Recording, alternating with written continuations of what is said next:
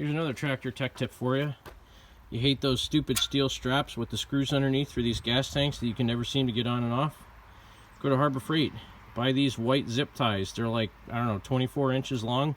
Run them around the tank. And this tool, this is a Hosan C356. I've had this thing forever. I used to work in a bicycle shop when I was like 18, 17.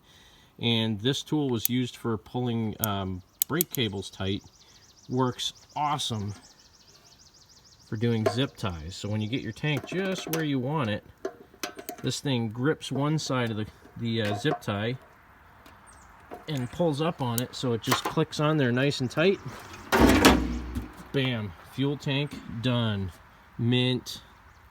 Here's another tech tip for today. If you're ever working on one of these Tecumsehs and you can't fit your fuel line through the engine housing here, or you don't want to push it through, or it like bends down inside and it gets in the way, because this is 1/4 inch fuel line, you can take a piece of 1/4 inch threaded rod like this, feed it through the engine tin, don't drop it, make sure it comes out the other side, put your fuel line on that sucker about 1 inch or 2, and then slowly feed the whole thing through till it comes out the other side. And you know what?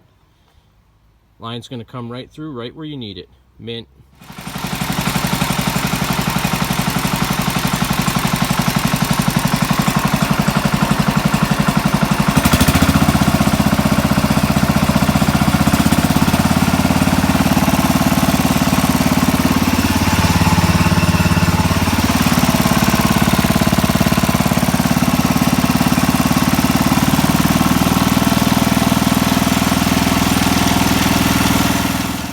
It's not a stack.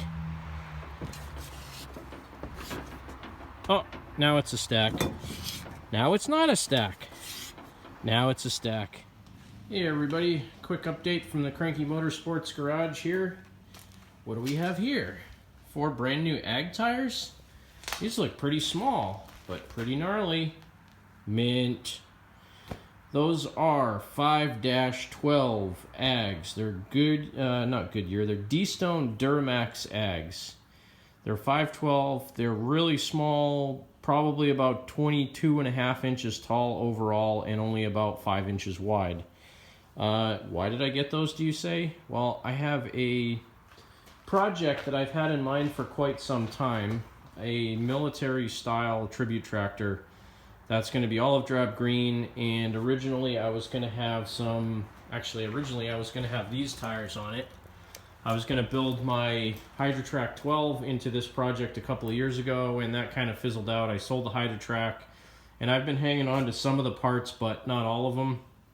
Well, the time has come to work on this project again. So instead of doing those high traction Silvertown BF Goodrich tires, I'm doing these Duramax ags because they were too cheap to pass up. They were $141 shipped for 4 tires. So even though they're a little bit smaller than I typically like, they'll look cool as ags sitting on the back of a tractor. And I'm going to put tri-ribs on the front of it, paint the whole thing olive drab green. That's all I'm going to tell you for now. Going to be a pretty cool project. Let's take a walk out through the garage to the other side. I traded something today. I had a teal 67 Super 12 that I hadn't really done anything with in the last year, and I traded it for this guy. So yesterday I spent a couple hours getting the Super 12 running. The coil was bad on it, and I had to change a few things around. This is a 74, I believe, Sears ST12, and the nose cone on this one's not really busted. It's got a little crack right here. I don't care about there. The hinge is good on it, which is what I was really concerned about.